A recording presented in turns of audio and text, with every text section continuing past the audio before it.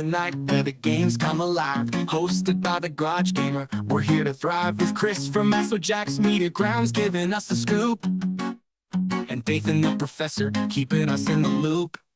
8 Night Live, where the passions collide. From video games to movies on this thrilling ride.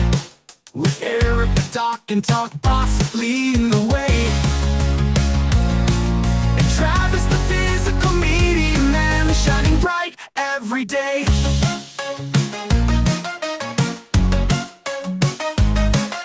Talking sports and more, we got stories to share. From retro games to the latest, we're always prepared. With laughter and debates, it's a wild fun spree. Late Night Live, the place where you wanna be. 8 Night Live, where the passions collide. From video games to movies on this thrilling ride. With Eric the Doc and Talk Boss leading the way. And Travis the physical media man, shining bright every day.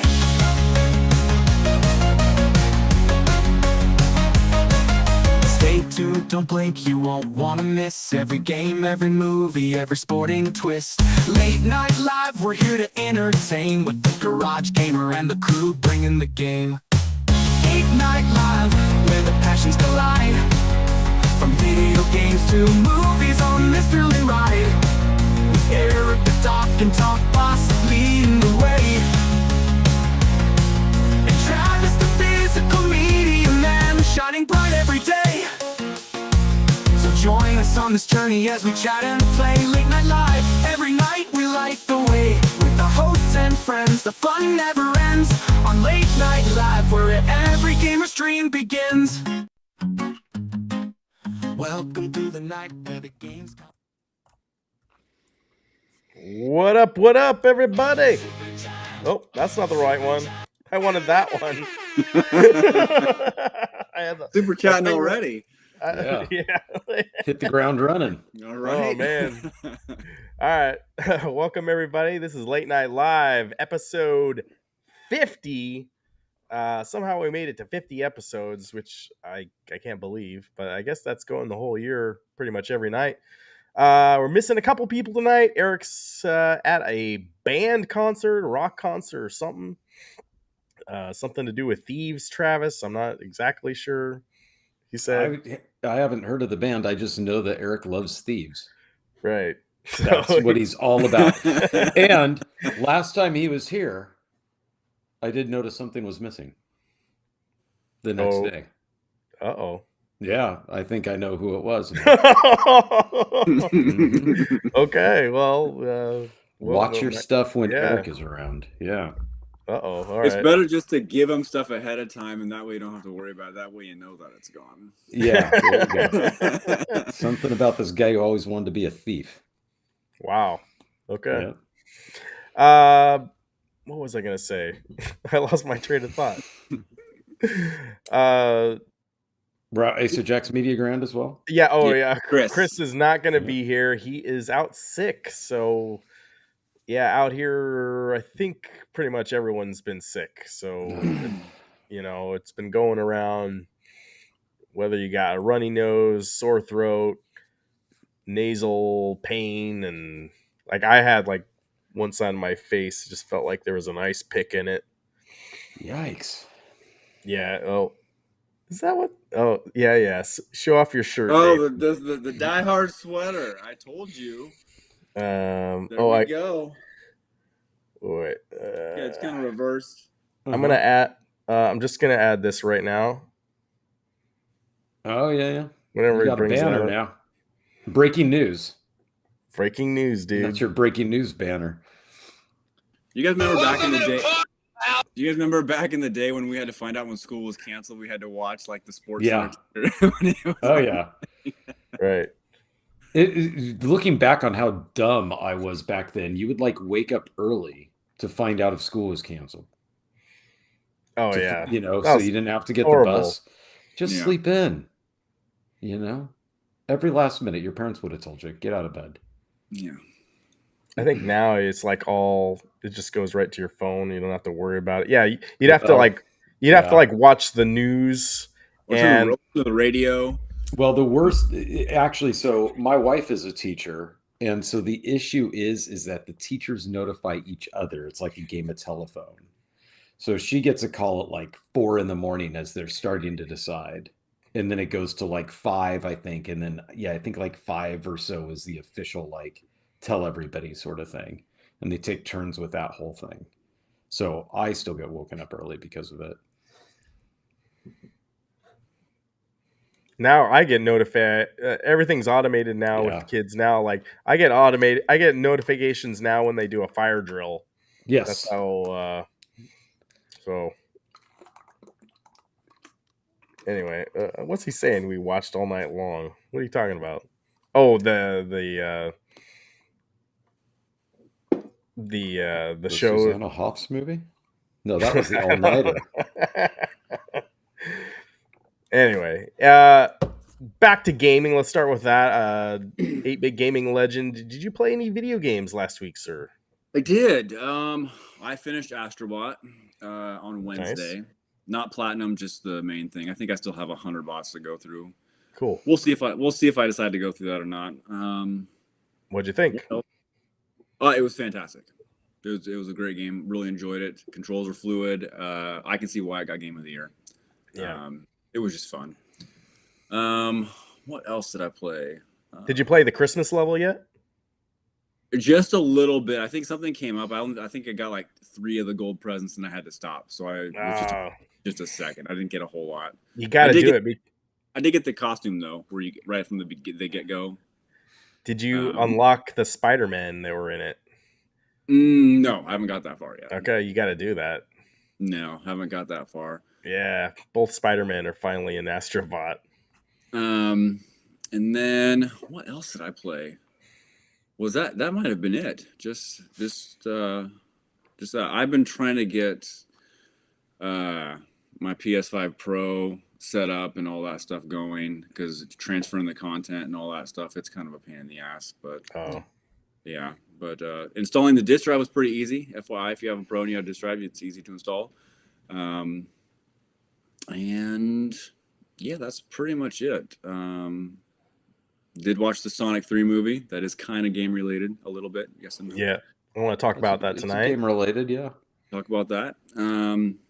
And on a side note, I am kind of going back to some Marvel comics, like some of the older stuff. So I'm rereading the Secret Wars series from a while back because I think I only went through 3 issues back then. Yeah. So I'm redoing that all over again. Secret Wars 1, not 2, right? Yeah. There's actually Secret Wars 2. Yeah, which is the bad version. Yeah, it's the OG 12-issue series with I think issue 7 gets the black suit Spider-Man, the first one. He gets it in 8 or 8. You. Yeah, that's where I'm at. Nice. Meatball Saucy's here. I played three or 4 games last week. 1,630 play sessions takes work. Yeah, you got some Steam play on your computer, man. Good job. Saiyan Spirits started Astrobot too. Thanks for joining the show tonight. Nice. But yeah, some of your guys' achievements on we've been looking at in the Discord, and if you guys aren't already, join the Discord. We've been posting our play stats, and like Meatball Saucy has got like some crazy numbers on Steam, and I've got like 20 play sessions. I don't know. It's not good. I'm kind of the same way. I think I have less than that. I think I have 5. I think something like that. I don't play the Steam Deck very much. But Travis just does some PC gaming. How are you, sir? I'm good. I'm just looking now. I didn't actually look. I did. You're gonna have to pull up your stats. Yeah. 19 games played. 7 new games, I guess. 1 demo. Which is 20 games fewer than last year, which surprises me. But it must be. You're on the decline. It must be because, well, I played through Valhalla, the God of War, Dragon Age Veilguard. So I mean, each of those games, if you're focused on them, they take about a month if you're really playing them. At least for me. right? Because I get about 3 to 4 hours of gaming a day, and yeah, it takes I take my time, I guess, when it comes to the games. I don't plot point it. Yeah, so but I did play Indiana Jones. I got that. And hot take, I returned it. What? Yeah. belongs in a museum. I know. Wait, I know. you returned what? Indiana Jones, the new Indiana Jones game. I Okay. returned it. Okay. So belongs in a museum. they when it comes to the PC, I expect more out of it, and it's a little buggy right now. And I had That's two other fair. games in my backlog to deal with it. So the game bug that bothered me is I usually game in Wait. greater What? than How do you return a PC game? You just tell Steam I'm done with this. You What? have a window. You have a window, Yeah. I think. Yeah, you have like That 2 belongs hours in of a museum. gameplay, which I think Yeah. I've gotten them to actually accept beyond that in 2 weeks. Hmm. So Okay. so that's one of the first things I do when I play a game is I try to see how buggy of a mess it is.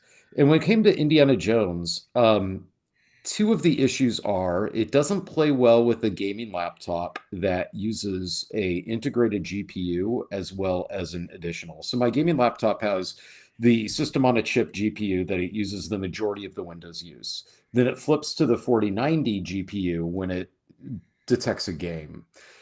The Indiana Jones game, for some reason, when it's trying to flip between the two, it will often just go to a black screen and you'll hear audio and that's it. So you've got to reconfigure your PC to always use the GPU, which I find a pain in the butt, but that's a workaround. So anyway, really what was the killer for me is when I'm gaming, I game above 60 frames per second, somewhere around like the 120 range is what the laptop can do with the 4090, which is very impressive for a laptop. That game, though, the minute you get to a cutscene, jarringly switches to 60 frames per second. Now, a cutscene includes Indy moving vines out of the way. Mm-hmm. So it's constant. You're running. Everything looks great. 120 frames per second, then boom, pause, drop, move vines, talk to somebody, back to action. They need to fix that. That belongs in a museum. Now, I have no problem if a game sticks to 60 because that's what it's capped at. I mean, I still have a problem with it, but I accept it. Elden Ring was that way. Yeah. But when it goes Okay. from an uncapped frame rate to a lock at 60 due to in-game cinematics, I find that inexcusable. So I refunded it based off that. Now, Wow. when my backlog clears a little bit, then I'll probably just buy it. And hopefully they'll have patched it by then. Because clearly that was a holdover from, I'm guessing, what they expected Xbox console frame rate to be capable of. And they just didn't count on the fact that PC would be able to get past that consistently, which it can. So I also saw that there were some complaints though in the PC world that it forces ray tracing because some PC rigs that it advertises working with can't work well with ray tracing enabled. Interesting. I humble brag, I don't have that issue. So I didn't see it straight up. As a matter of fact, the game ran really well with everything maxed out, but with DLSS on and frame generation on. So the little shortcuts of the upscaling and then sandwiching frames in between. Yeah. But it looked good except for the 60 frame per second jump. So once they fix that, then I'll go back in. Oh, it also didn't work with the DualSense controller, even though it does. So you've got to unplug it, plug it back in, and then haptic feedback on the DualSense controller doesn't work, which I also thought was stupid since they include DualSense support. They got to be get doing patched. something with that when, I mean, the game's coming to PlayStation next year. Yeah. So So that's There's why gonna be an update. I figure all of these things will be patched. I did see that it got a patch on PC a couple days ago, but the overwhelming feedback on that was pretty negative. So it sounds like the patch broke some stuff. Hey, I'm just keeping it real since, not everybody games on PC. If there are listeners who do, they kind of know what they're getting into. Because the games, if none of that matters to you, then rock on. It looked good. The voice acting was good. From what I played, it was fun.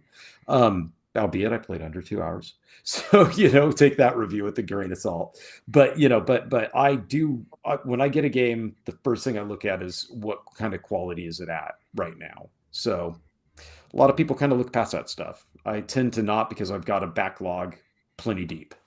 So I slipped right back into God of War Valhalla, and that's what I've been doing, is that, as Dathan summarized it well, roguelite, sort of expansion.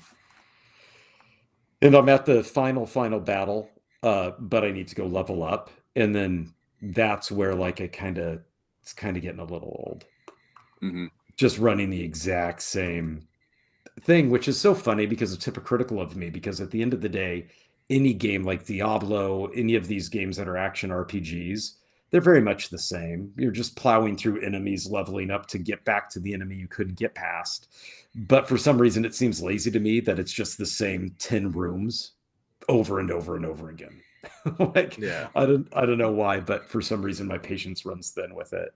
But I'll beat it, and I'll probably beat it either tonight or tomorrow, because it's not that difficult. So Okay.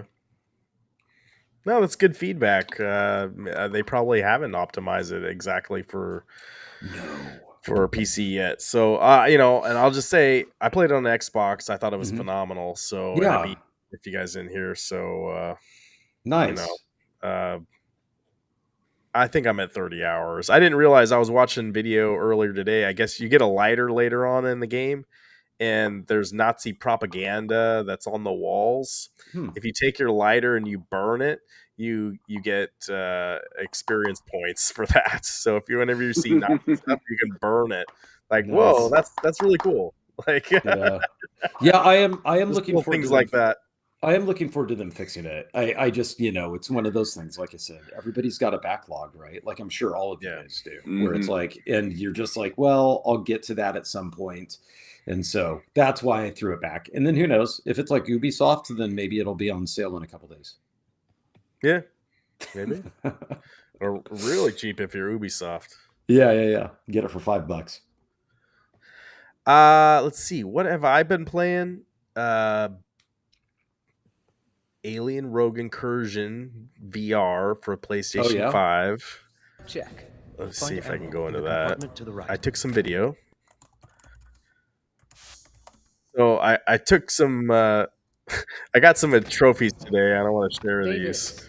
Why'd you unload my rifle? Proper firearm safety is important when the That's everything. Ready to roll. So you go through the tutorial and you learn how to stay safe out there. Rig your gun. And one of the trophies you're using snap turning. Yeah. Yeah. One of the first trophies you get, if you shoot your android, you get a trophy. So I was like, all right, do it. And let's see. I had it so I was messing. There's new settings in here. I don't know why it's so simple right now.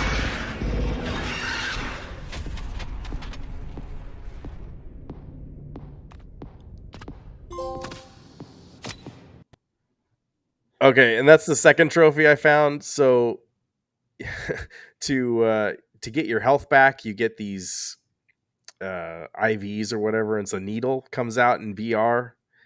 And normally you stab yourself or whatever. If you stab your head, you get a trophy. Huh. So your head or your hand? Your head. Like you just jab it? You jab it into your head. That's pretty cool. So let's see, where am I here? Okay. There's a lot of aliens, and basically you got to try to stay alive as long as possible. You've got a sidearm gun. There's so many different ways you can die too. Apparently there's a trophy right at that last second there, and he's looking at you. If you pull out your gun then and shoot him, you get a trophy. So I need to do that. But the game is a survival based sort of thing, and is it just Are you inevitably going to die, or is there an actual in-game way to beat it? Well, I think there's a story. So you crash land on this planet with your robot. So it's not just an experience, in other words, because sometimes the VR stuff can be just experiences as opposed to actual games like Alex was, right? Right. No, you're moving from room to room. Yeah. No. Yeah, I mean, it sounds like they put a lot of work into the production value, so it's got to, yeah. At this part right here, like I lost all my ammo, and I'm trying to like figure out. Half the battle is just trying to figure out what to do what. But like I was trying to figure out, can I beat the alien with my hand? And no, you cannot. Huh. You got me right there too. So the opening of the game, it's got a really cool title sequence. It's almost like you're in a planetarium where it's completely black and you're in space. So it feels like you're floating in space and there's stars everywhere.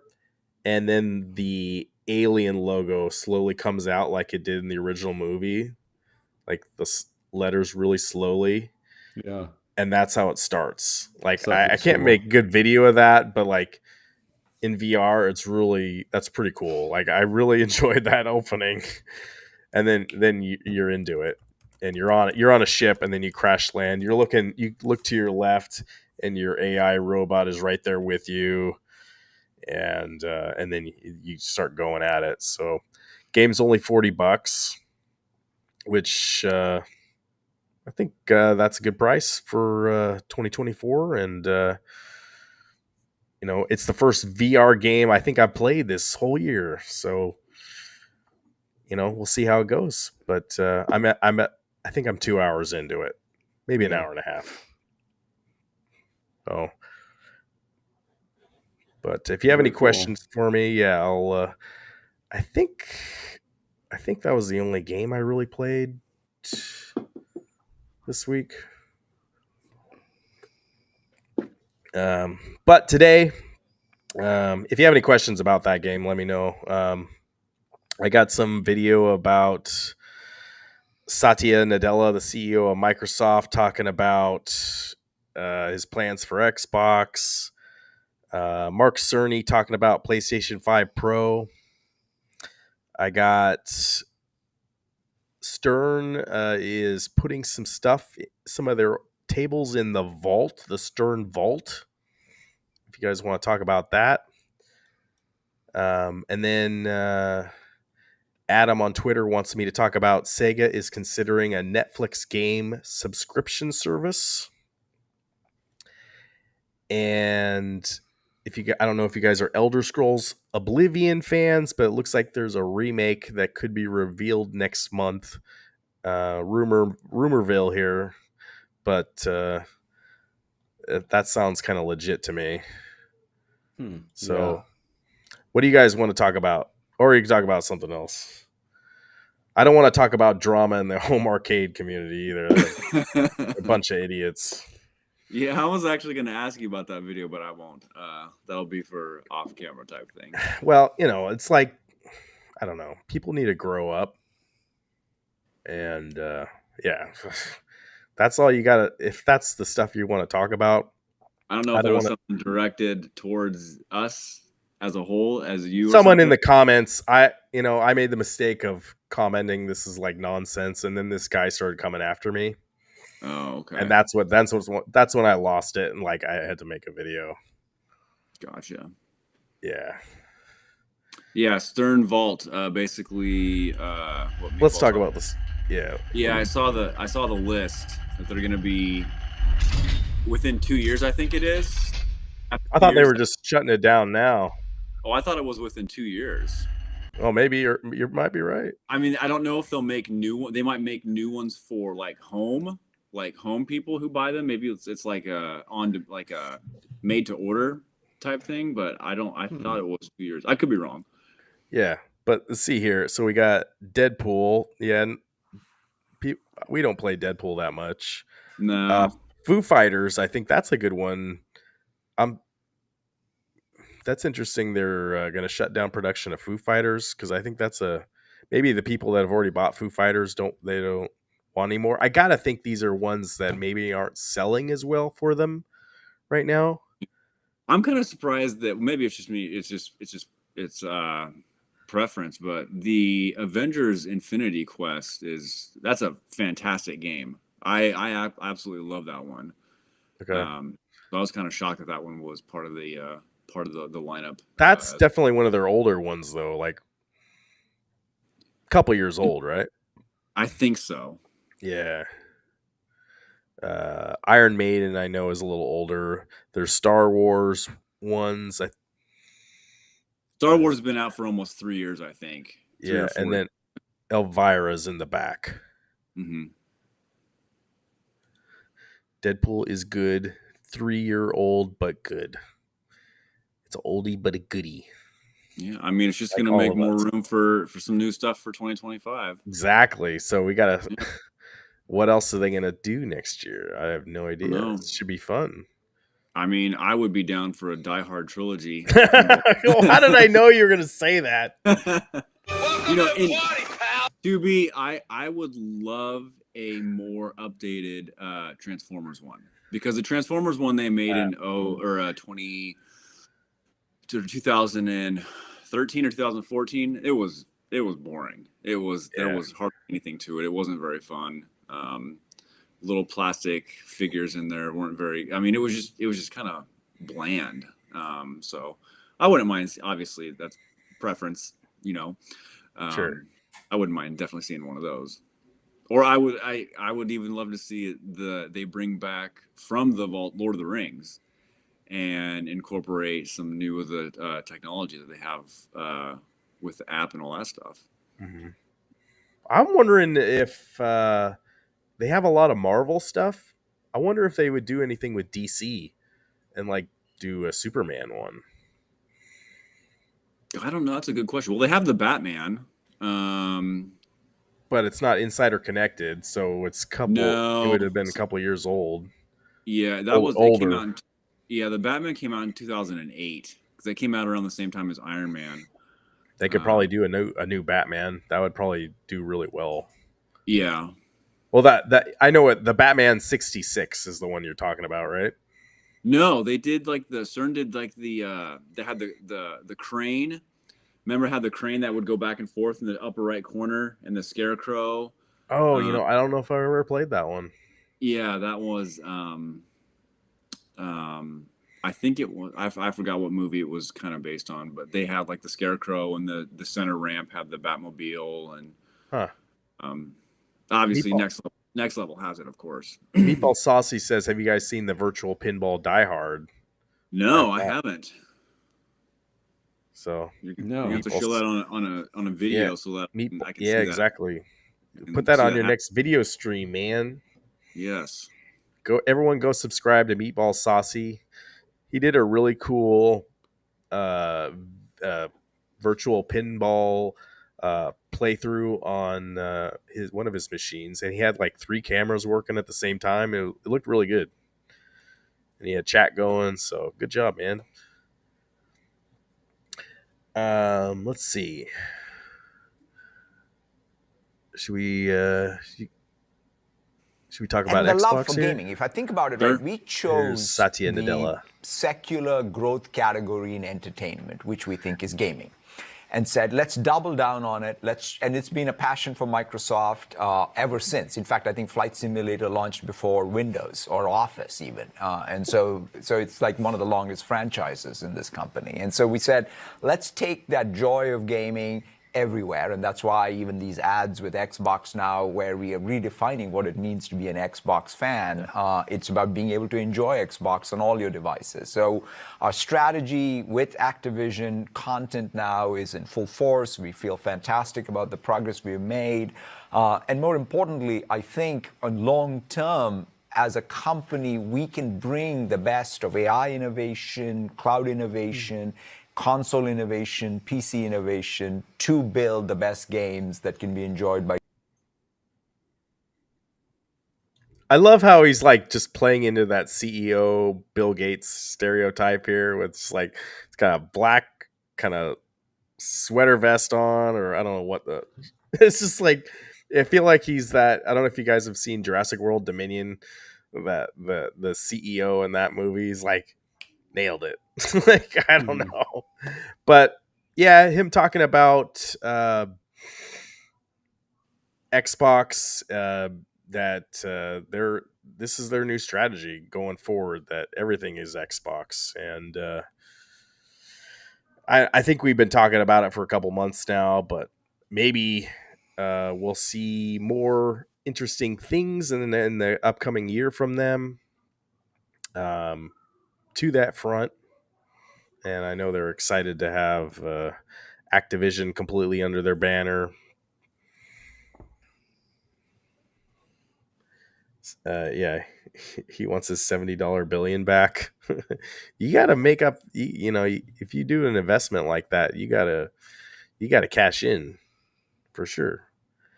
There was that one report. You know, I should have shared it earlier, or I should have pulled it up here. That this one video game analyst believes, besides Nintendo, there might be, instead of two other consoles, there might be just only one.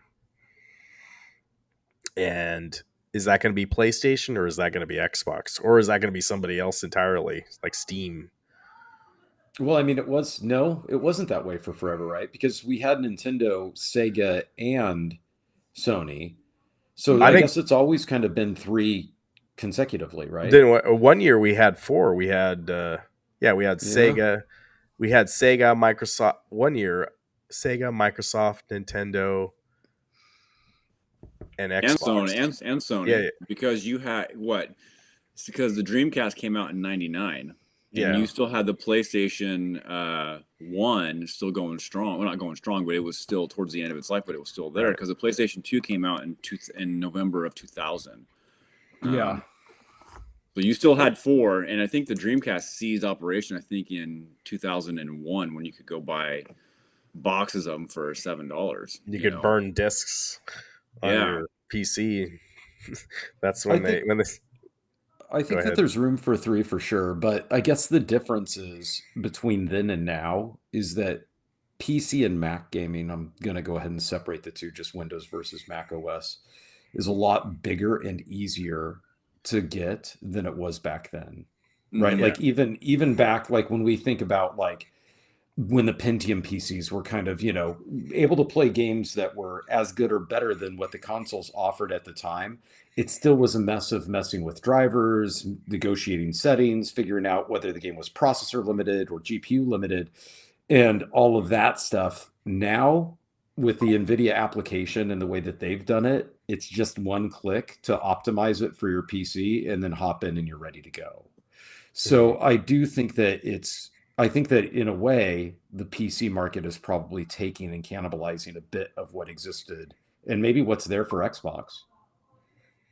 Because I had an Xbox up until I decided that my PC was just as little work to game on and actually fit my family a little bit better because I can game in rooms that they're not. Whereas with the Xbox, I monopolize the TV. So I think that in a way, Microsoft lost the sale because of me, right? That belongs in a museum. Yeah, so I kind of think that maybe that's our third console nowadays.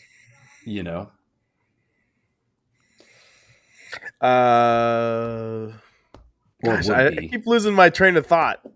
Uh-oh. Were you going to say something, Dathan?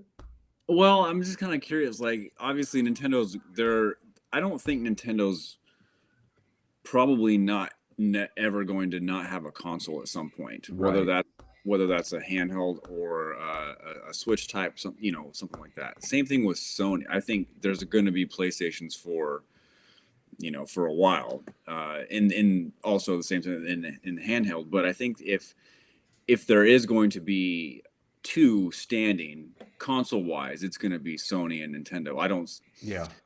I think Microsoft's already kind of almost got like one foot out the door in a sense when they're saying, "Hey, this toaster is an Xbox," Yeah, stuff like that. So The other thing is Microsoft has more money than Sony and Nintendo.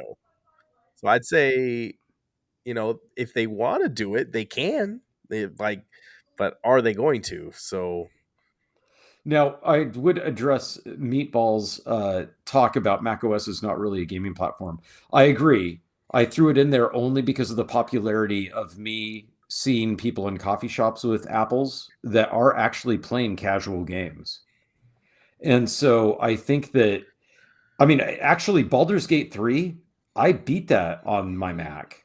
I actually didn't play that on my PC gaming machine. Oddly enough, right? I had a very capable PC of doing it, but it ran really surprisingly well on Mac OS. And it was comfortable to just be able to fire that game up wherever I was. That's actually what led me to get a Windows-based gaming laptop and move away from my desktop, was the experience on the Mac OS, oddly enough. Apple only cares once every 3 or 4 years. Like the example would be Baldur's Gate 3, where they do this big release of, hey, we're going to become a gaming OS, just wait. And they announce one game, and that game comes out and works wonderfully, and then it goes silent for forever. So, yeah, it's interesting. But yes, I partially agree with you, Meatball. Like 80%. hey, Steps Gaming is in the chat. What's going on, Steps? And Hello, Samantha Steps. is here. Good to And see Samantha, you. hello. Yeah, good evening. Microsoft Meatball Saucy says Microsoft doesn't need a console. Maybe they don't. Pretty much what I said. I 100% agree. Meatball Saucy just copies everything he says and puts it in the chat. So that's all he's doing. We're on to you. Now, would you think, Dathan, that when Microsoft first came out with the Xbox, I felt like it was an American console, Okay. and that was its position.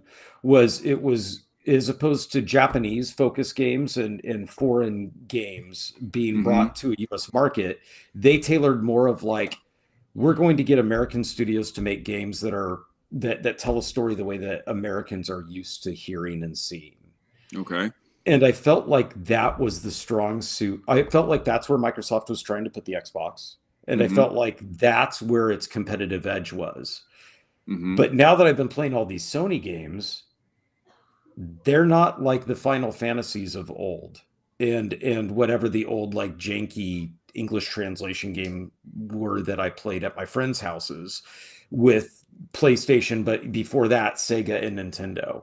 So it feels like that ask from the market is not there anymore, even. Like Sony goes to anybody to make games nowadays. It's not just Japanese developers or anything like that, right? Because I'll be honest, the games that I played, like Metal Gear and who's that game designer or designer, the guy that's super famous. Yeah. He made Death Stranding. Yeah, so like I own Death Stranding. Hideo Kojima. Right. Yeah. So when I played his games back in the day, they storytelling wise and English translation wise felt super janky to me. Like they just never were attractive to me because of that, because of the way that the dialogue was. Yeah, I think you are right for sure when it comes to the original Xbox. Because when the original Xbox came out, their big property was Halo for the most part. And then they kind of spawned off onto other Dragon Age, right? Was Dragon Xbox. Age. Sports titles for regular Xbox. There were some, but I don't think they were really that great. I mean, the racing games on Xbox. The racing games, Project Gotham Racing was cool. Need for Speed Underground 2 was probably my favorite racing games of all time. Interesting. But I definitely think that when you were talking about when Xbox was released, the OG Xbox, is that they're kind of shifting towards that, like kind of the American style. This how games are viewed over here. I think that's kind of what they were kind of looking at. Okay. So it wasn't just me in my head. No, it was just you. Yeah, If well, you even the look at controller their- being super bulky though, right? And not being Duke a controller, felt. yeah. Yeah. If you look The at their- controller was bulky for like a year, and then they made a smaller one. They did, but I mean, it was enough for them to kind of say like, this is for Yeah. big meaty hands. You know, like this is a But in muscle type comparisons, controller. and I brought this up before in previous Yeah. streams, is that the Dreamcast controller was just as bulky, Just as big and bulky. The Yeah. Dreamcast one was it really the same weird. thing. Samantha says Xbox has always been ahead of the times, and that seemed to hurt them in the long run. Xbox 360 is my favorite of them, all even with the red ring mess. Yeah, and Yeah. Sam, we know you're not an Xbox fan, so you don't have to hide that. but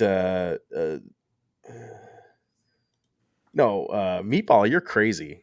Or wait. Where are you here? Here we go. Does anyone else in the chat have more than 250 PlayStations in 2024 on Steam? Yeah, you're a weirdo. But yeah, Samantha says Need for Speed Most Wanted on Xbox 360 is great. I think the OG Xbox definitely implemented some great features moving forward. I loved how you could obviously upload your own CDs, your own soundtrack, and you could actually play racing games. Oh, I love doing that. That was always fun. Ripping CDs. Yeah. But one thing that always kind of was weird to me is that the blocks of memory never went below 50,000. It was always 50,000 blocks of memory, like you just skated. You could upload 50 movies on there and 10,000 songs. It was always 50,000 blocks of memory. That was it never went down. I always wondered why that is. So I don't know. think I got 477 sessions. It says. Are you serious? Yeah, over 13 games, and most of my playtime, 95% was with the controller. Which, yeah, unless it was something random, right? So it's like you're a hybrid PC gamer because you got that controller. Yeah, I don't do keyboard mouse anymore. As a matter of fact, if a game exclusively uses keyboard and mouse, I am probably not going to get it unless it's like super like Slay the Princess, where it was just a choose your own adventure thing. No, and I switched from Xbox controller now to just DualSense. So if a game doesn't support DualSense, there's a chance I'm not going to get it. And that's so shocking to me. Yeah, because I hated the PlayStation. You're really controversial tonight. That is what it is. Oh, okay. I speak my truth. But yeah, now granted, I guarantee you guys have as much or more PlayStation play sessions than me. Probably as much, I'm guessing, because I only play on Steam. Right. Aside from the little bit that I do in Quest, it's like that's not really a fair comparison. You'd have to tally up all your Xbox, all your Sony stuff. Well, you didn't do all. Don't you have a Nintendo Switch though? Yeah, but that So you I didn't only do played all of it on. But I only played the Mario Championships with you guys for a couple weeks. Okay. Other than that, it's my kids.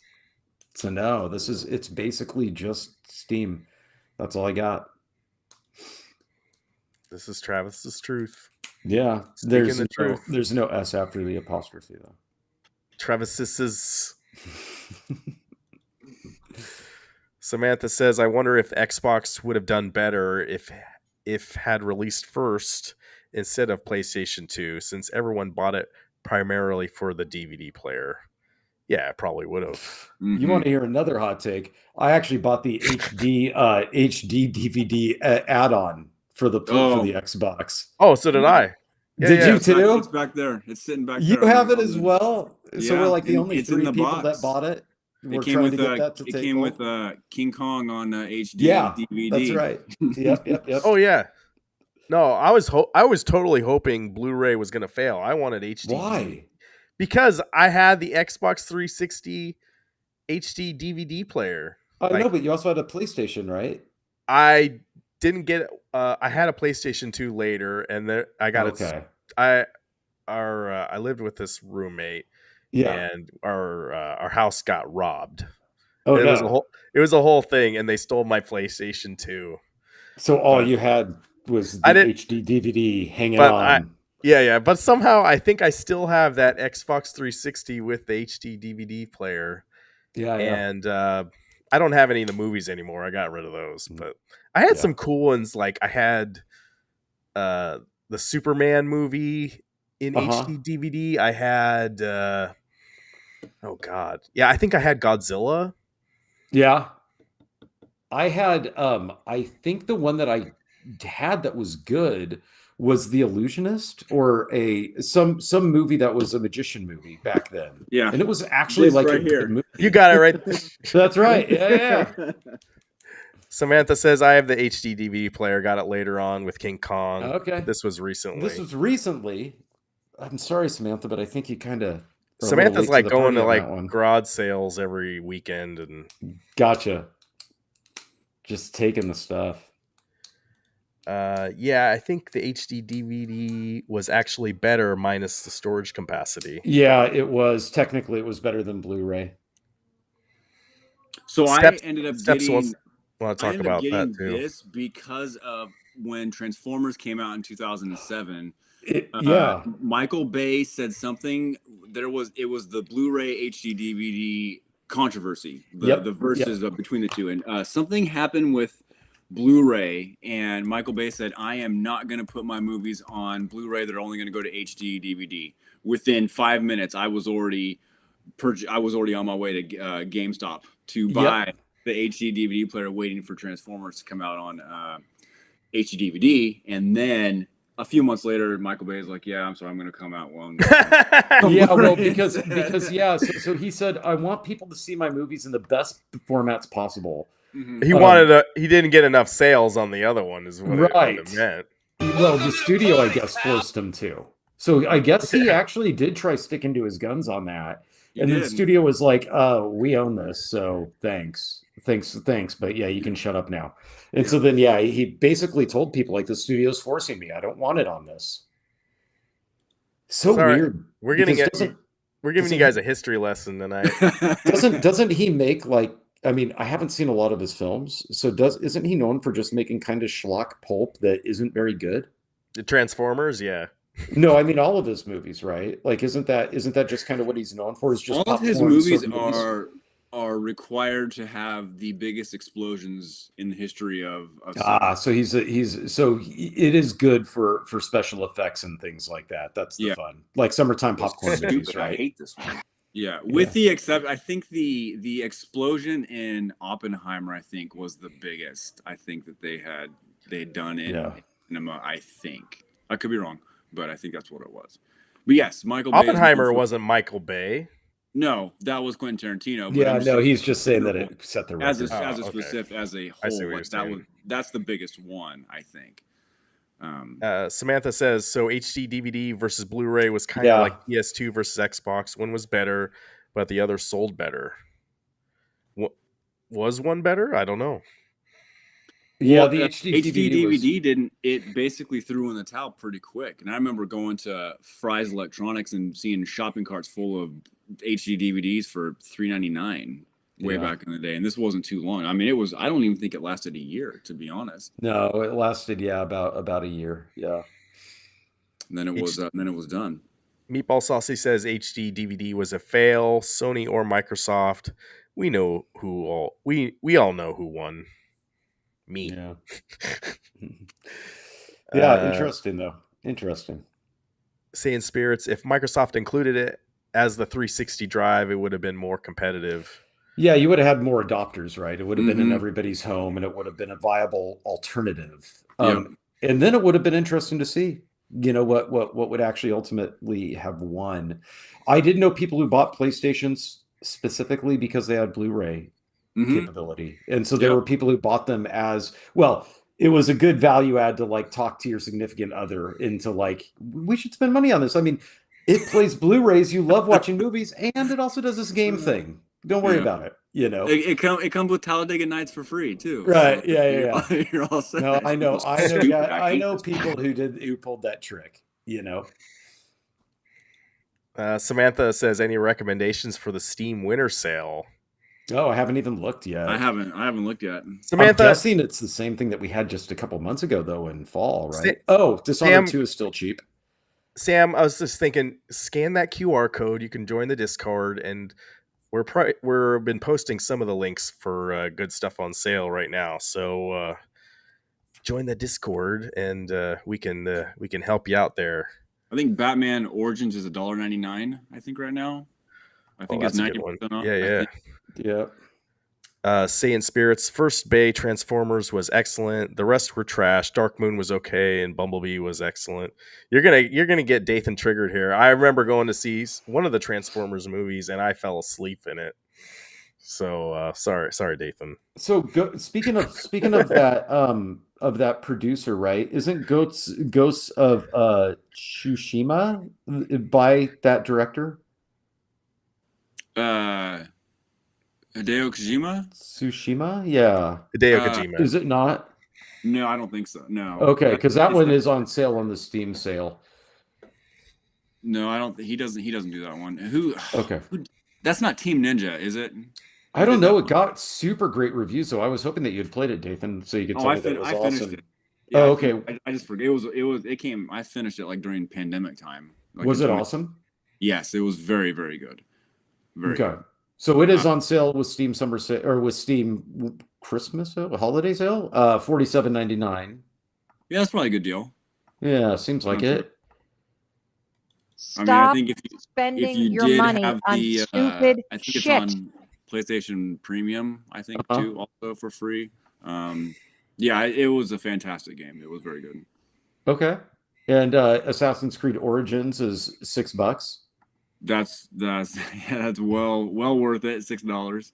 $6 seems worth it. I had a good time in that, actually. I know that of those RPG Assassin's Creeds, it was the last one I played of those, aside from Valhalla, but it was the best reviewed out of all of them, I think. Mm-hmm. Origins and Odyssey, I think, were pretty much hand in hand. There's not really a better one between the two. I think they were very well done. Yeah, I liked Odyssey actually a lot. I did, yeah. And I thought that was kind of an unpopular. I thought that the majority of Assassin's Creed people, though, when I jumped into it, I thought the majority of them didn't like the RPG Assassin's Creed games at all. Mm-hmm. But so that's what they're leaning towards now, is some sort of RPG element. I like it. I mean, I like it. What the new one is going to be in a couple months. So we'll see how that goes if it comes out. If it doesn't get delayed again, yeah. Right. No, I'm excited. That'll be cool. Maybe, or I'll return it. Oh, I wanted to play this video from PS5 Pro is much larger. It has 30 work groups. It's also what I'm calling a hybrid RDNA GPU, which is to say, it combines multiple generations of RDNA technology. The base technology for PS5 Pro is somewhere between RDNA 2 and RDNA 3. I'm calling it RDNA 2.x. As I'll shortly explain, that choice makes it much easier for game developers to port their games to the new console. Ray tracing uses what I'm calling future RDNA technology. It's roadmap RDNA that's well past the feature set today. It's showing up here first. And machine learning is custom, or to be more specific, it's custom enhancements to RDNA. We supply over 1 gigabyte of extra memory to the games, and we... Well, Dana Carvey on Saturday Night Live needs to do an impersonation of this guy. Yeah, it looks like, yeah, that's what I was thinking. I can't even understand what he's saying, but to me, he sounds smart. This is just all jumbled mess that I don't care about at all. Well, to me, what sounds absolutely nothing to me. I didn't listen to it well, but it sounds interesting because it sounds like he's making an argument that the PlayStation Pro doesn't really need to. Okay, and Sayan can tell me if I was listening right, because I was only half listening to it because I was waiting for something other than the GPU talk to go on. It sounds like he's basically saying that, like, you don't need to worry much about like the ray tracing stuff, which is actually what AMD is saying too. Because that's future stuff, and it's not great right now, and it doesn't matter. Like, that's what I thought that he was saying in that brief snippet. But I kind of actually, even my GPU is capable of doing ray tracing, and to be honest, half the time I don't find it all that impressive. So Well, I don't actually mean, disagree with it. this is basically just this guy coming up here and trying to sell me a blue pen, a ballpoint pen over a black ballpoint pen. Yeah, You know, yeah. or the ink color on it. It's like, I don't care. This means nothing. Well, for me, it's like it's all about the games. So Yeah. it's kind of Exactly. weird. No, They if want to the pump the RDNA2 hardware. chip makes it, Who makes it- cares? Yeah. so be Now, it. You know. now for the ray tracing argument cares? though, Cyberpunk with ray tracing on does actually look really good.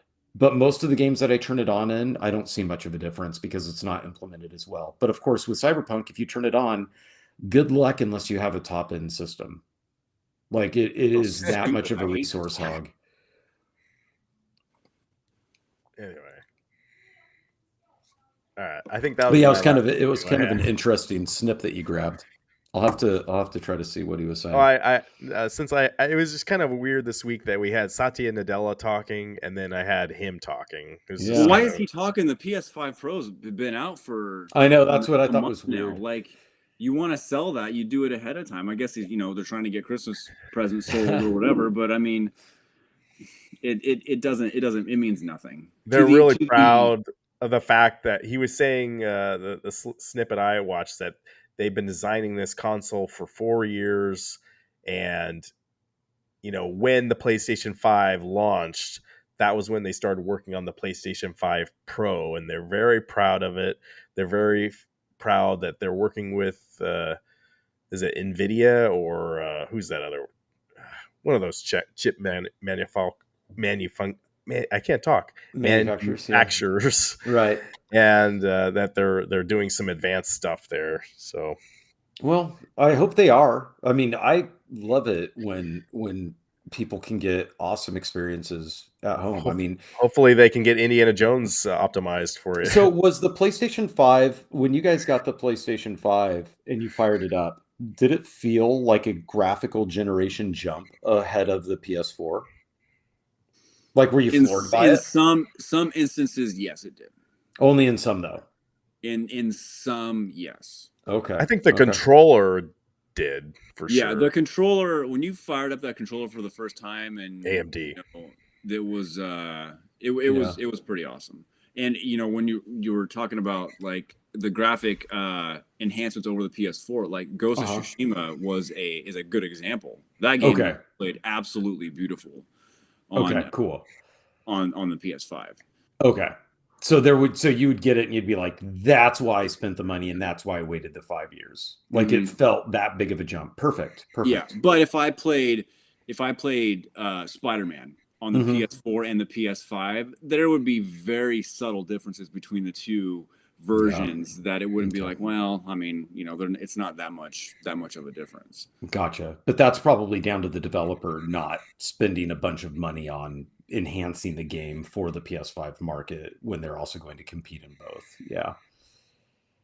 Cerny admitted that their AI isn't perfect and still bottlenecked, but will evolve, and the LLMs that are being built will improve, and basically a beta for PlayStation 6. Yeah, the machine learning aspect of upscaling and stuff is definitely where everybody's going, especially as GPUs get way more power, hungry. And for the first time ever that I've been alive, people actually care about like, I want great performance, but I also don't want to use a lot of power.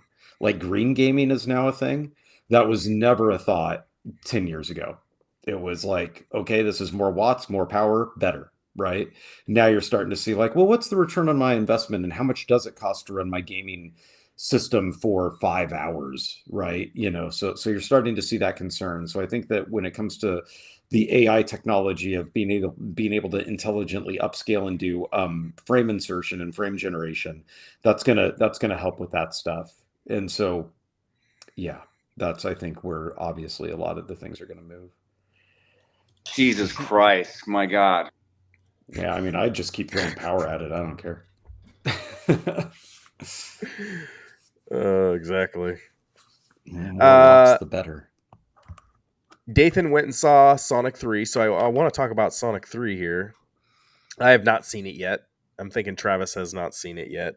I haven't seen the first one. It's Oh got my- Jim Carrey in it. I checked out. Holy catfish! Yeah. He has not seen it yet. But No. all right, Dathan, have you seen it? What's your verdict? I liked it a lot. It was done very well. I give it a 8.5 out of 10. I know that Keanu Reeves plays Shadow. That's kind of the new big, the it person. But I think that Idris Elba as Knuckles takes over the movie.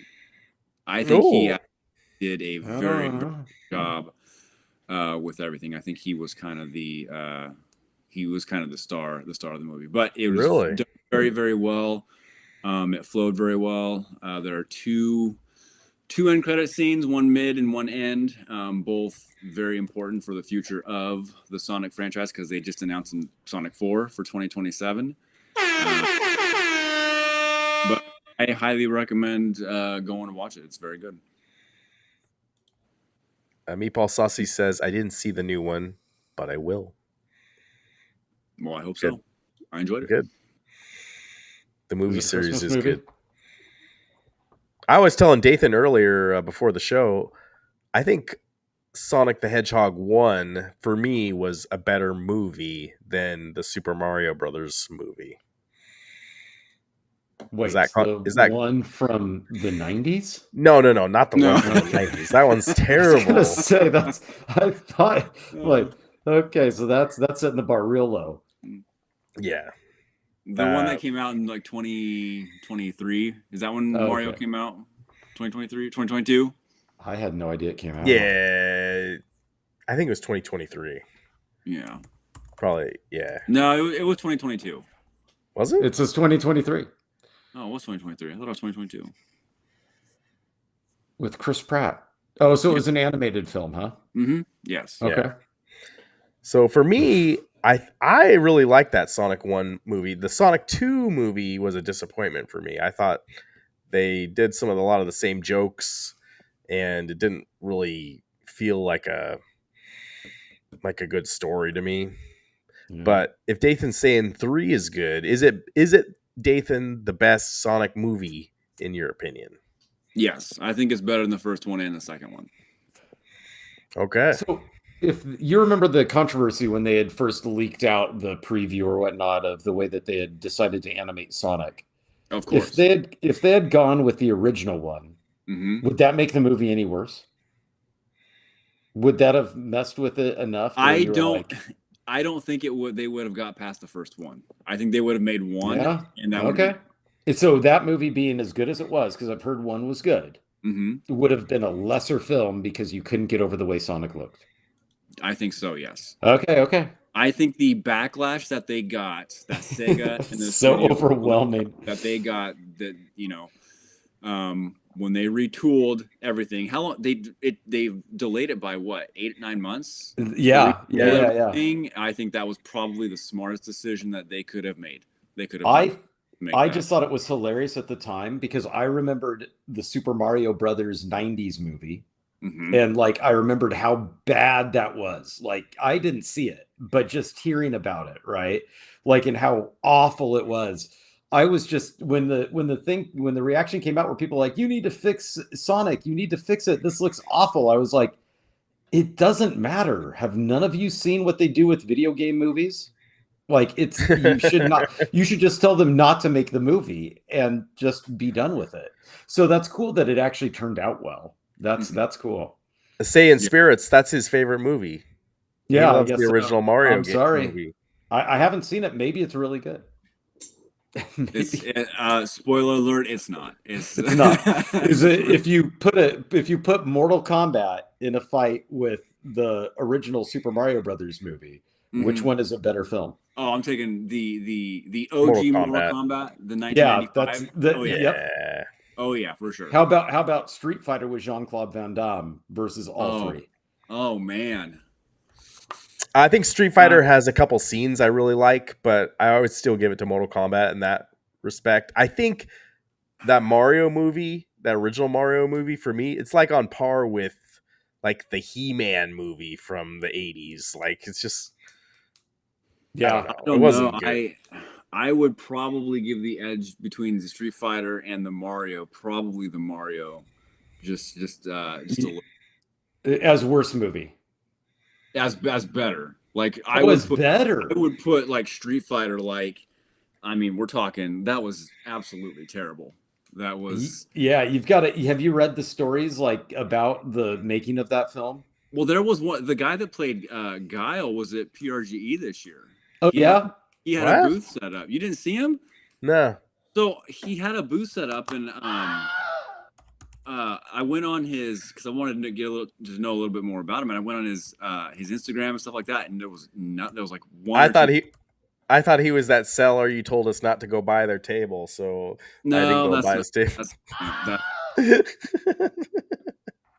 Every PRGE or swap meet that we go to, I will point out that vendor and say, "Hey, just keep on keeping on." So Stay away from this guy. yeah. Meatball says Street Fighter is and always will be hyperod.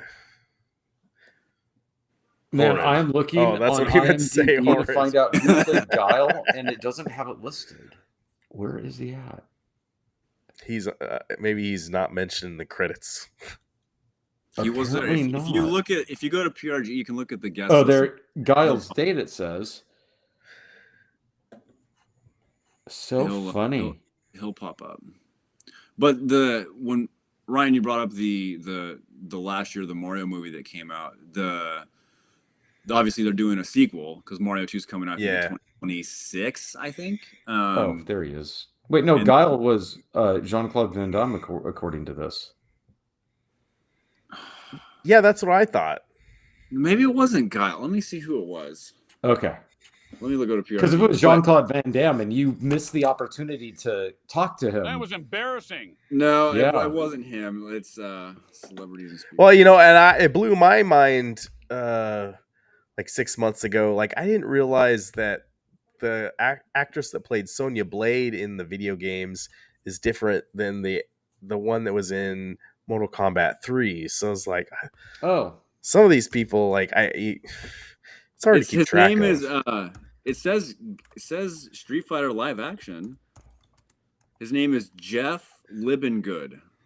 Jeff Libengood. Yeah. L-I-B-B. Liben good.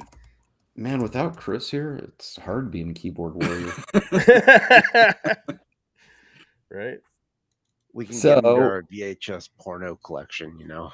He doesn't, Jeff, L-I-V-E-N. Lib. Oh, L-I-B. Liben, yeah. Yeah, because I was going to say he's a stunt guy. Yeah, no, he's not listed in IMDb at all. That's crazy because it says most notable his time with Capcom as the first live action Guile.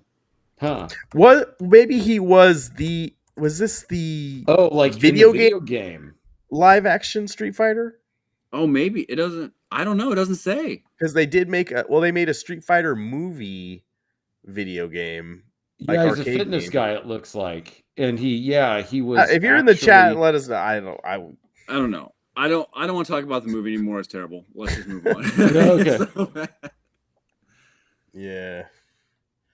But Ryan, you were mentioning the Mario, and the sequel comes out in next or 2026. Oh, but yeah. They're doing the same people are doing the Zelda movie that's coming out in the near future. They're doing the same studios and everything. They're doing the same. Yeah. Zelda. Yep, we're doing a Zelda movie. Has a Nintendo? Well, they obviously have if they allowed for Super Mario Brothers then. So yeah, I'm surprised it took this long to make a Zelda film. Yeah. So I think it's definitely the success of the Mario movie that came out to them to push it over the top. Now, Guile, that actor, I did find it because Chris is in here. R.I.P. Chris. He was the actor that was in the Turbo version of Street Fighter 2 Turbo Edition. Oh, well, that's pretty random. He was the video game? Isn't that random? The Yeah, video the game, video not game. movie. Not movie. It literally says live action. Yeah, apparently, according to his site and actually another convention he was at, that's what he's credited for. Oh, So I'm guessing nobody was at his table. no, it Nobody, was yeah. it was a walk by. Yeah. Yeah. No one was there, type thing. It's probably the digitized Guile from the game movie. Saiyan Spirit says. Yeah, that's Probably, probably it. you're Yeah, probably Meatball. Yeah, there is no mocap for Street Fighter until they did the movie game. Yeah, that's kind of what I'm thinking too. Like, Yeah. it's all Interesting. sprites. Yeah. Well, interesting, yes. so to speak. What is going on up here? I never know, man. Yeah. But now Mortal Kombat Annihilation, you can skip that one also. That one was Skip the movie. Yes, that was pretty Were good. any of them actually good? The first one was good. I liked The first one was good. Yes, I enjoyed the first one. Okay, because it had Bridget Nielsen in it, right? Mm-hmm. Played Sonya. Yeah, she has monstrously huge feet. And you can check me on that. So somebody told me that. Yep. So somebody who knew her personally told me that. And because I was joking that I crush on her when she's in Billy Madison, and she said, "Oh yeah, she's got monstrously huge feet." You're right. That is You're the Billy same Madison, actress. the teacher, right? Yep, that's right. Yeah. And so I told her Okay. it's when I worked at Hollywood. I told her, I said, "Hey, I got a crush on this lady," and she said, "I know her," and I said, "Well, we're best friends." And then she said, "She's got monstrously huge feet." And I said, "No, she doesn't." And she said, "No, she really does." Then years later, she was on, I believe, Conan O'Brien on an interview, and she talked about how she has to have custom shoes made for her because she has monstrously huge feet. The dream is dead.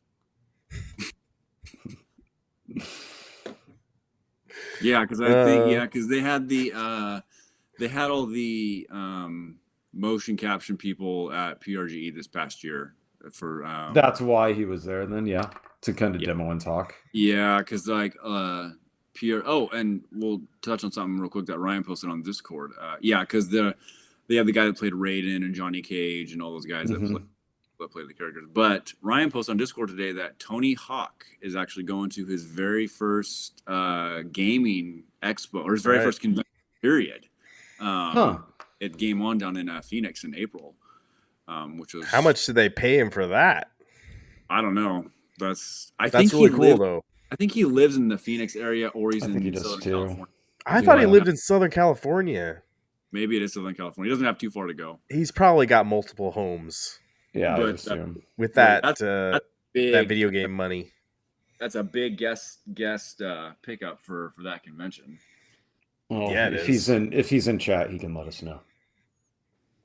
Do a kip flip. Do a kip flip. Did you guys play the Tony Hawk games? Very little. Oh, If any at all. I never really could do them. Is dead. wow. You guys just broke my heart. Sorry. I played Town and Country, right? Wasn't that the surf and the skate one? Yeah, and Skate or Die. Skate or Die. Yeah, did you ever Skate or play Die I Skate or played, Die? uh-huh. Everyone Yeah, played yeah, Skate or Die. Yeah. Of course.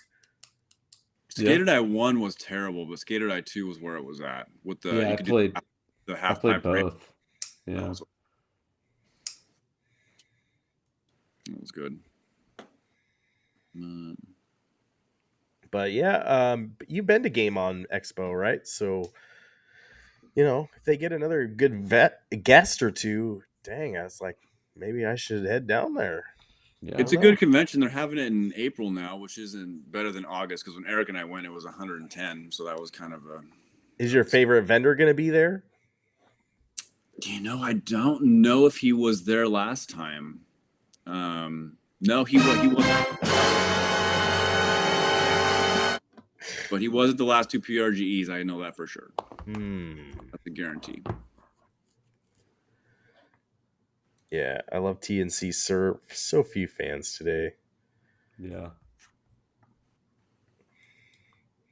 Those were good games back in the day. I remember that game. Everybody had it. Like I'd go over to their house because again, I didn't have a Nintendo, and I'd go over there, and then everybody'd be crowded around the TV taking turns at that TNC Surf game. So I'd try. Not very good. You know, there's always the few games that it seemed like every household always had. Obviously, Yeah. Mario Duck Hunt. Duck Hunt, Another right, 'cause one it came with it. was either DuckTales or Rescue Rangers. It was one of those two. Oh, I had DuckTales for sure. I still and do. then Punch Out was one that was always popular. And Rad I didn't Race. Yeah. And some of the black box games too, like Kung Fu or pinball, stuff like that. Those were always seemed to be pretty common in people's houses. I was going to ask you guys, since Christmas is next week, I think you guys celebrate Christmas. Do you have any Christmas video game memories that you're fond of?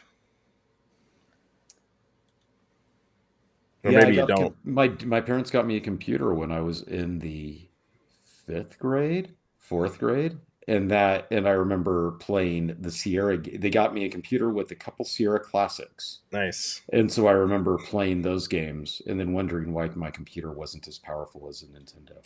Because really, I wanted a Nintendo. Oh yeah, I love those Sierra games.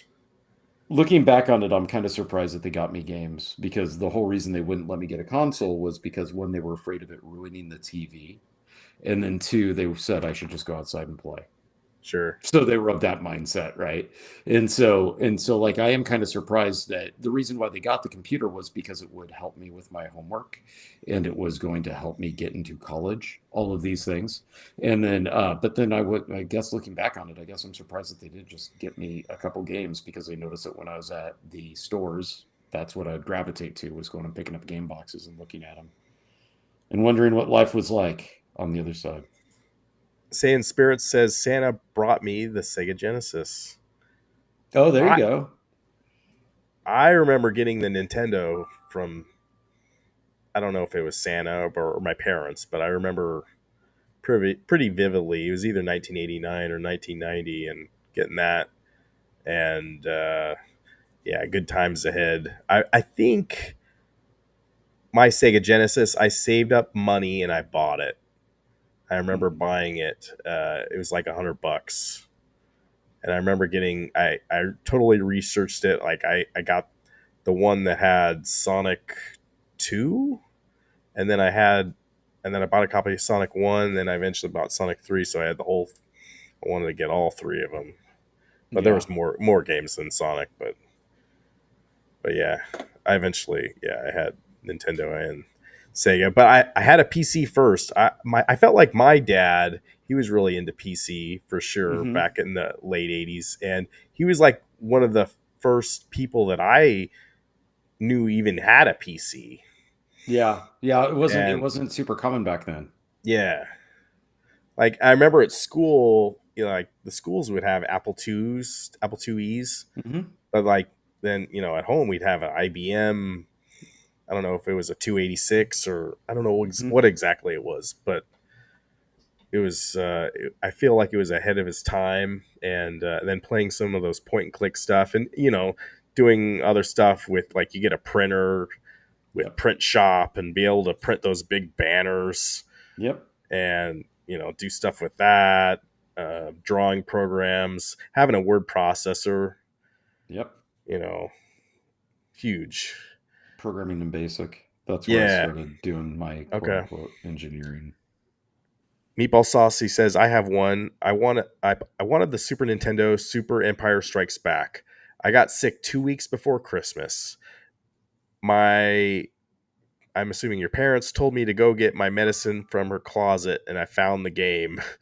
I used a blade to open it, and I beat it. Oh, no. Oh, my. That's good. I love Super Empire Strikes Back. Yeah. It's a hard game. It's a very hard game. It's not easy. But now you can play. I have Super Empire Strikes Back on my iPhone. So the one gift Christmas that I remember is not related to video games, but back when I was years before that, I wanted all the Star Wars action figures, right? Like that was just like any kid. I was like, oh, I want Star Wars action figures. Yeah. My parents actually created a trail of the Star Wars action figures all lined up, just head to toe, like in their box, or in their wrapper, from my door all the way to the Christmas tree. And then just a big old pile of them, like around the Christmas tree and all Like that stuff. out of the box, they opened them up. No, and they everything? were still in the package. Oh, okay. But they just laid them out so that when I opened my door, there's an action figure, and then you just one after the other pick them up. Oh, this one. Oh, this one. Oh, this one. Cool. All the way out. And so it was enough to fill up the foldable Darth Vader Oh, case yeah. that you could I keep remember them in, that. right? Yeah. So it was like enough to fill that up. So it was a lot of them.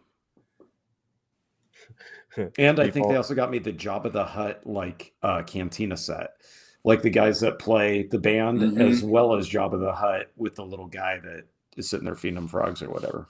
Do you still have your figures? No, not at all. No idea where they went. They were in the attic of my parents' house, and no idea. Wow. But they were all, man, I played with those. I did not even, the idea of keeping them in a box or in any good condition, they were just, they were beat up. Yeah, Meatball Saucy, you were a bad boy. Did you have Greedo? Yeah. Yeah. Heck yeah. I had I also had the Rancor monster. Oh, that's cool. The original? Wow. Yeah. Where he had a little thingy on the back that would move his jaw, and then when the rubber band broke, you had to figure out a way to get in there and put it back, like loop it back up. The one that I didn't have that I saw was a meme the other day was the Star Wars action figure with the guy that is in Star Wars, I think, or in Empire Strikes Back, that has the little odd computerized headphone that goes around. Yeah, that's right. Nobody likes getting MODOK for Christmas. Yeah, I did not have him. He was a peg warmer. My dad was good at, because I'm guessing he's the one who bought him. He was good at getting me the ones that looked unique, but didn't know the movies well. Even though I watched them with me, he didn't know it. Yeah. But he did. He did do that, and then he also got me a subscription to Bantam Tracks, I think is what it was called, the fanzine. Huh. And then years later, I was in high school class, and I was making fun of Bantam Tracks, and then or somebody mentioned it, and then I went home and I pulled it out, and sure enough, one of the guys in my Spanish class in high school, age 6, had his drawing of Yoda that said, "Away put my weapon, I mean you no harm," in Bantam Tracks, like he won. So I saw that, and then I went back to high school, and I sat by him that day, and I said, "Away put your weapon, I mean you no harm." And he flipped around, he's like, "How'd you know I did that?" I was like, yeah, just you wait till everybody in this high school finds out that you, age 6, did this. I remember in kindergarten or first grade, a kid brought the entire Return of the Jedi Ewok Village playset. Yeah, and that looks so cool because nets that fall on people. They need to they don't do play sets like that anymore. No, and like I shared with you guys, the little diecast ones too. My parents got me those randomly. Yeah, those were cool. They were I don't know why I enjoyed playing with those ones so much. Maybe because they were small and they were just there. But they were cool because I remember my parents got me the trash compactor set that went along with that. Cool. So great little scenes. Yeah. Right.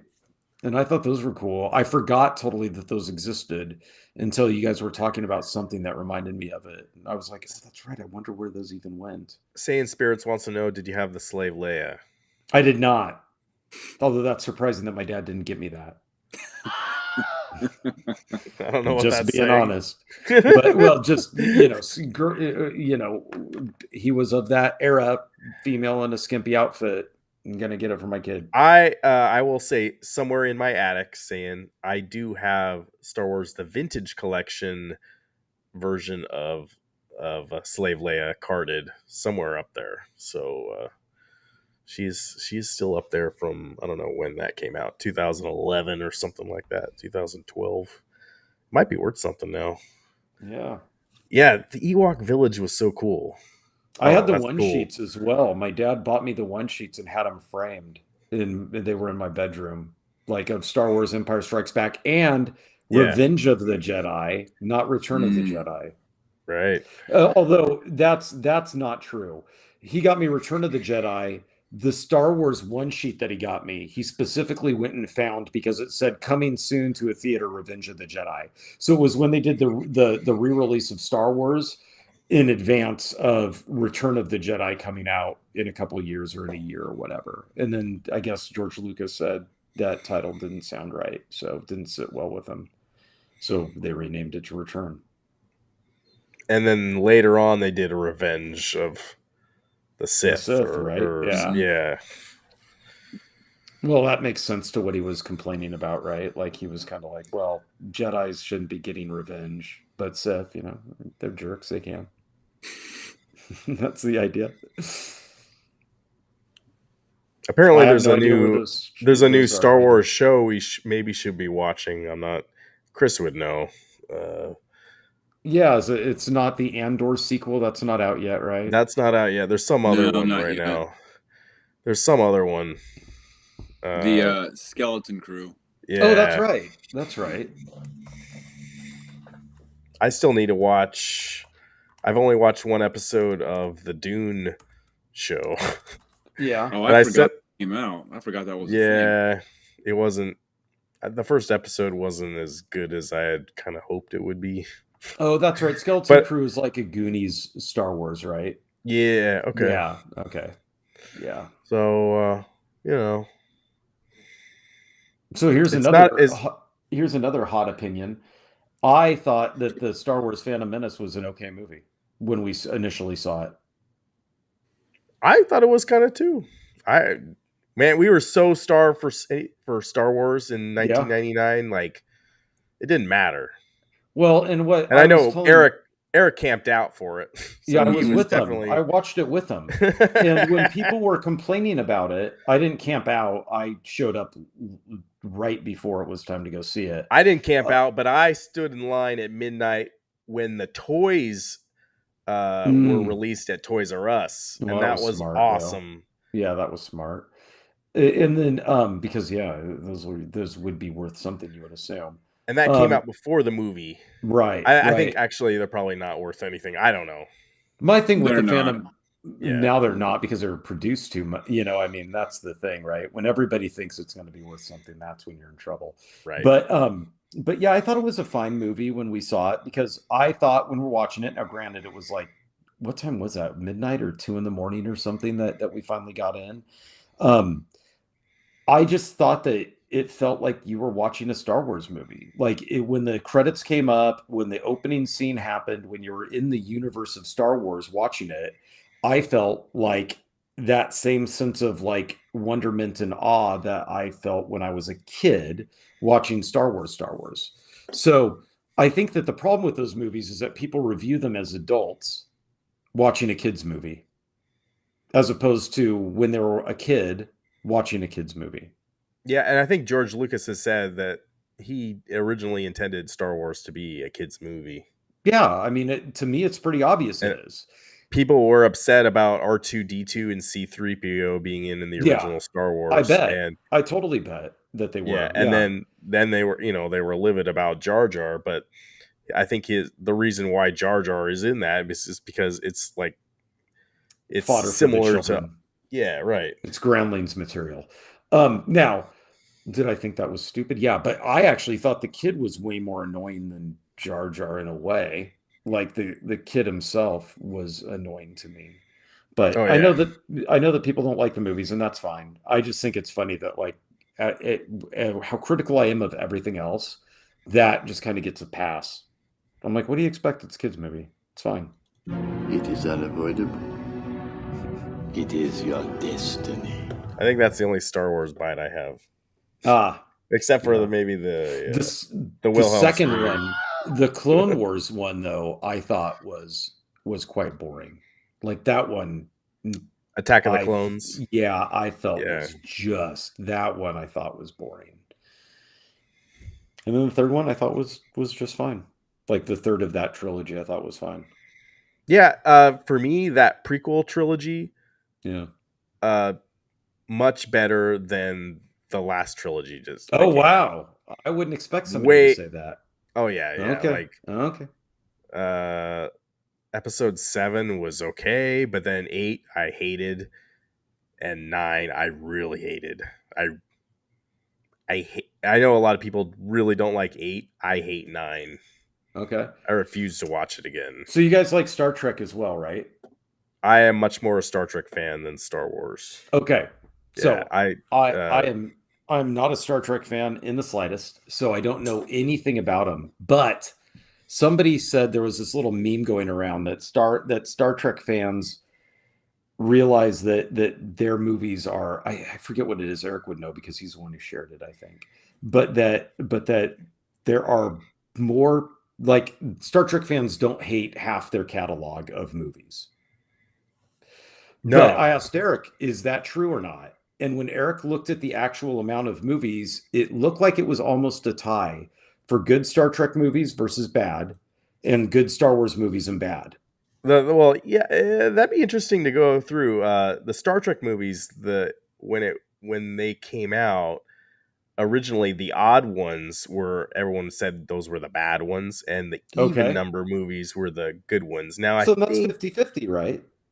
yeah, but I appreciate some of the odd ones, like Okay. Star Trek: The Motion Picture. Like, it's got its flaws and it's way too long, but directed by Robert Wise, who also did Sound of Music. There's some amazing shots in there. Yeah. I don't know. I've come to really appreciate that movie. I love Okay. Star Trek 3. Star Trek 5, directed by William Shatner.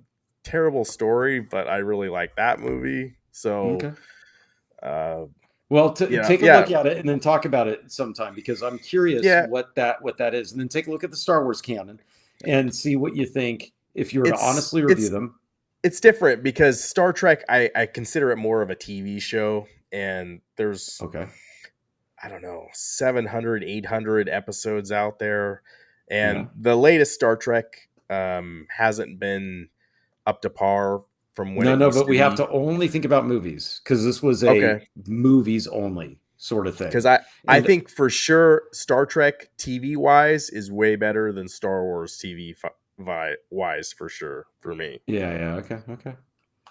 I like that. I like that little back and forth of Star Trek versus Star Wars fans, though. I think it's funny. Oh yeah, and we're like the same people, but Star Wars is more fantasy. Yeah. Star Trek, I mean, it's still fantasy. I don't know. It's science fiction. Here's why I hate Star Trek. When I was in elementary school. Christ. Yeah. Here you go. Here's why I hate it. When I was in elementary school, one of my good friends, his parents were both of them were psychologists. Okay, so mom and dad psychologists. If I stayed at his house on a Saturday, because that's what you like to do when your friend has a Commodore 64 and you want to go hang out and play that, every night that Star Trek came on, everybody had to shut off all of the lights, everything but the TV, and we had to sit and watch Star Trek as a family. And then afterwards, we had to talk about its implications and what we learned from each episode that we watched. That's amazing. You didn't like that? No, it sucked. No, because I just want to play the stupid Commodore 64 game. That way, because then you also had to go to bed. You also had to go to bed at 10 or 9:30 or whatever their lights out time was. That's amazing. And there was no sugar allowed in the house. So you would have, like, you guys remember the old G.I. Joe PSAs, right? Yeah. It was like that, dude. But it was, but they were psychologists, so it was like an hour long of discussion. And if we tried to get out of it to get back and play Wasteland on the Commodore, they knew what we were up to, and so we really had to think about what we learned. So I'm sitting there trying to be like, okay, some stupid tribbles were on a ship and they just multiply, and it caused problems. Can I go now? And they're like, no. That's too superficial. I need you to think about what's happened in your life, and can you tell us a story about this? No, these weren't my parents. These were my friend's parents. Oh, your friend's parents. Yeah, and that was a short-lived friendship because of that. It's too traumatic. I think Star Trek inspired a lot of people to become scientists, astronauts, engineers. People who torture children who just want to play Commodore Yeah. 64 games. Seeing a lot of women, giving them empowerment that they didn't normally get. Them Star Trek used to talk about war and like kind of subvertly the Vietnam War at the time, or not before that, but Yeah. It was, I don't know, the 1960s. So Yeah. they talk about racism and stuff that you normally couldn't talk about on television, and they got around it by putting it in a fantasy kind of version. And that's it was really groundbreaking. Just make a real show. Just address the issue head on. That's kind of my thing. But no, I get it. Like I said, I tell that to people because they're like, man, you really hate Star Trek. And I'm like, I don't know if I hate Star Trek or if I hate Star Trek people. I can't tell, but this is what happened. And then half the people that I tell that story to, they're like, oh, geez, I would hate the show too. And then a few of them are like you, though, where they're like, oh, man, that would have been awesome. I'm like, no, take yourself back to the 4th grade or 5th grade, whatever it was, and put yourself in those shoes. You wouldn't think it was awesome. Now, like today, like I don't know if I can get my son to watch Star Trek at all. So it's like, it's pretty slow, right? Like it's Yeah. probably too slow for modern, with what we're used to seeing entertainment wise. So anyway, where's my ugly thing to say soundbite? yeah, I know. What an it's there. ugly thing to say. Anyway. Yep. Now, I am a Star Trek fan. I know Dathan is the Transformers guy. I definitely probably was originally Star Trek. Like, I love... I won, in 2005, I won a Star Trek trivia contest in Portland. Wow. And, yeah, I'm pretty damn proud of that. And yeah. I should have had you at that place to tap out. You could have distracted him, and I could have gone back to playing Wasteland. It was a Star Trek convention, but like I wasn't dressed up as a Trekkie. Like I had a backwards hat on, and I think that's why they called me up to be on the stage. They thought you'd lose. Yeah, I know. And then, but the Trekkies there would ask you questions of like trying to stump me, and like I've watched every episode multiple times. I got a lot of ones on the Next Generation, and there was some on the original series or whatever. I got every single freaking one of them. That's and cool. So I won like $50 and an autographed photo of William Shatner and Ricardo Montalban from the original show. So I've still got it somewhere. But anyway, that's my Star Trek thing. Fair enough. I need to get a phaser thing or something. We don't talk about Star Trek enough. We talk more about Transformers and probably Star Wars. Well, there's a reason why we don't talk about Star Trek, because it's boring. Okay, so Dathan's in the same with me. Who cares? So you would have thought that slumber party sucked too, then. Oh, I would have called my parents to pick me up at that Yeah, I know. In hindsight, man. And there was no sugar either. They were like, so when you're a kid, you're like, okay, well, it's TV show time, like, or movie time or whatever, because it's like 2 hours. And it's like, so what are we gonna have? And they're like, here's popcorn with no butter or salt. It's air popped, because they had a little air popper because that was all the trend. And then you're like, are you kidding me? So here's the good. They're probably healthy. You get this though. So that kid, you remember how we used to have to sell candy bars for fundraisers? Yes. Yeah. That kid sold a record amount of candy bars until the collection came due. He ate them all. Meatball, it's Trekkie. It's not Trekker. I'm not even joking. He was like a crack fiend. He ate all the candy bars when his parents weren't there, and they had as long as you put $1 in the jar, you're okay. But he didn't, because he didn't have any money. Yeah, he's in like stealing. 5th grade, right? That's stealing from yourself. Yeah. So we went back to the school, and he turned in all the stuff, and they were like, "So you checked out like 8 boxes of candy bars? Where are they all? Where's the money?" And he's like, What do you mean the money? I have it at home. And so they called the parents and they're like, he owes like, $100 or whatever it was, right? 80 Oh, bucks in candy no. bars. And he just started crying, I guess, and was like, I ate them all. And that's what Yeah. happens, man. You deprive the kid of the sugar. I remember He's gonna selling try candy one. bars. Yeah. Yeah. No, as long as you put money in the jar. But Yeah, I remember in Boy Scouts, I went door to door selling light bulbs. And Okay. everyone, you don't need a candy bar, but back in the day, I think still today, everyone needs light bulbs at their house. And, You're almost doing a service at that point, right? Especially back exactly. then, right? Going up, and I was brave and went up. Now I want to go to summer camp, man. So buy some light bulbs. Everyone needs some light bulbs. Today they just sit outside the grocery store and sell cookies like Girl Scouts. Yeah. Maybe that make more money doing that now. I don't know. They probably do. There's not enough saying.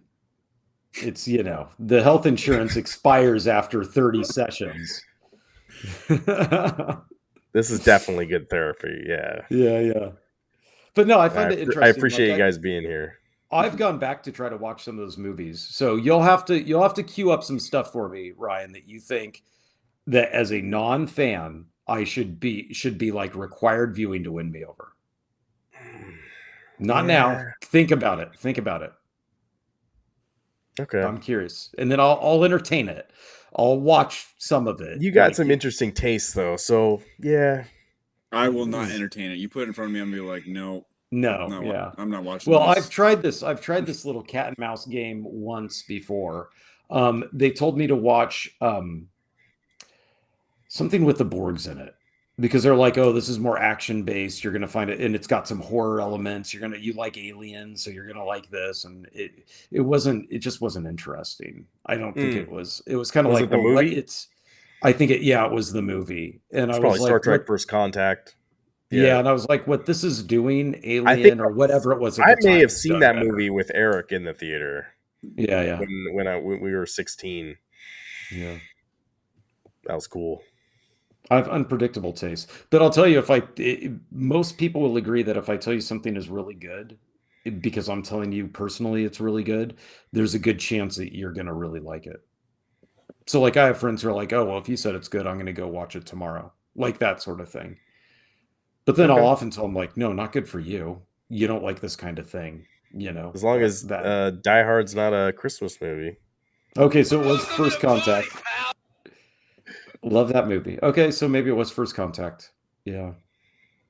Yeah, First Contact's good because you got a horror element, but there's funny stuff in it. Directed by Jonathan Frakes, who was on the show. So anyway, I think I'm losing interest in Dathan. Fair enough. No. Stop spending your money on stupid shit. Maybe we'll end the show there. Thanks for being a part of everything tonight, guys. Saying Spirits, Meatball Saucy, you've been there the whole time. I appreciate you guys. I hope everyone has a good Christmas. Christmas is on Wednesday. Have a good time. It's Wednesday, right? Okay. Or Dathan's got to work on Christmas. Is what it is. Oh man. Yeah. Time and a half. Jesus Christ! Did they do anything for you? They have to. It's a federal holiday. If I wasn't getting overtime, I would have the day off probably. So stupid. I hate this one. But wow. Nah, it's okay. Jesus Christ! My God. I'll have to look, but do we have NFL games on Christmas? We do, right? I know we have NBA. There are two NBA. That's right. And they're on Netflix. And there are 2 NFL games on tomorrow with the 3 college football games. Oh no! Seriously, on Saturday? Mm-hmm. Oh, you're right. And it's the Ravens. It's Steelers Ravens. Yeah, it's like I forget. Why would they put out NFL games tomorrow? Because Christmas. Yeah, I don't know. Tomorrow's college football. Yeah, the college football games are on the one game's on TNT and then one game is on HBO Max. As long as I gotta figure out a way to watch it. Yeah. I want to watch that Ohio State game tomorrow. That's the night game on ESPN or ABC. Okay, so you'll Yeah. be safe there. But that's a Yeah. Saturday game. Yeah, Saturday night. Okay. But yeah, Wednesday, Christmas Day, I think there's 2 games back to back, and I think they start at noon our time. Yeah. I think West Coast time. Yep. Okay. Cool. Yeah. No. Yeah, That's Meatball thanks for. Saucy I'm says glad I this- brought it up because I would have been mad that I would have missed the Ravens game. I did not. I thought that we had one more week until they started the Saturday games. Did you No, watch? I did watch yesterday. They had I guess they're not out of San Diego anymore. The Chargers versus I did watch it. Yeah, I won money on that. the Broncos. Yeah. The Duck quarterback versus Yep, the duck former quarterbacks. Duck Yep. That was amazing. Yeah, It was a good game too. I had a 4-leg parlay. Yeah, rarely on a Thursday night good game, right? But yeah, I had a 4-leg parlay on the Chargers taking care of it, and you win? it didn't look. Yeah, I won. It didn't look good for me for a while, but you need Nice. in order to get all 4 legs to come true, unless you're under on everything, which I don't do. You need a close game. Merry So, it Christmas. worked out. Yeah. Yeah. Oh, that's a every weekend thing for me since I don't have fantasy this year. Okay. Cheap little $1 parlay bets to win 7 or 8 or 10 or whatever, right? There you go. Yeah. Yep. All right, guys. Betting pool. I appreciate you. We'll see you on the next one. We should be back next week. We'll probably do like a year in review show next week. I'm not sure if we're gonna do. I know some channels have done award shows and stuff, and I don't know. We're probably not gonna do that, but because award shows are always racist, right? Award shows, always racist. Such a racist evening. It's always racist. So yeah, we won't go there, but we'll talk about something. So anyway, it should be fun. It's probably a slow news week, but I hope everyone has a good holiday next week and good Christmas. We'll see you on the next one. Thank you so much, guys. Bye, guys. And Good we're night. out.